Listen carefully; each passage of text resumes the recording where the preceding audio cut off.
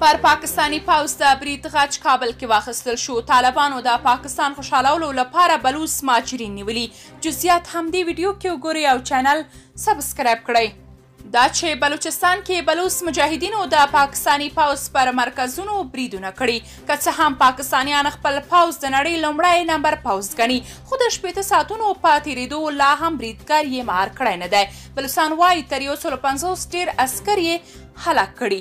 ریپورټونه وایي طالبانو د افغان پلازمینې کابل په میرویس میدان سیمه کې یو شمېر بلوڅ کډوال نیولي او نامعلوم لوري ته یې وړي. د بلوڅانو د خپلواکۍ غورځنګ یو غړی شورش بلوڅ ادعا کوي چې د ملګرو ملتونو د کډوالۍ له ادارې UNHCR سره ثبت بلوڅ کډوال کابل کې په ناقانونه ډول نیول شوي دي. نوموړی تور پورې کړی چې طالبان دغه کار د پاکستان په امر کړی.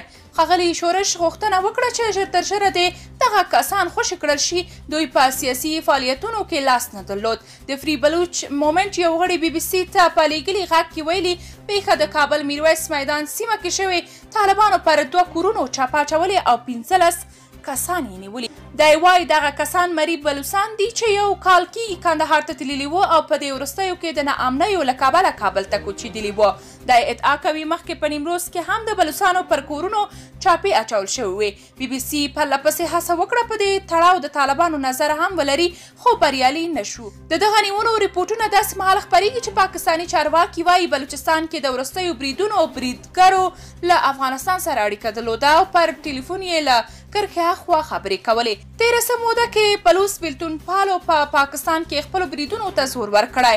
دغه ډلې نه یوازې بلوچستان د بریدونو نښه ګرځولې، بلکې د جنورۍ پر 20 یې وسلوالو د پنجاب په مرکزي ښار لاهور کې هم بریدونه وکړل. درنو لیدونکو، تاسو که د دې موضوع په اړه کوم نظر لرئ کومنټ کې شریک او چینل سبسکرایب کړئ.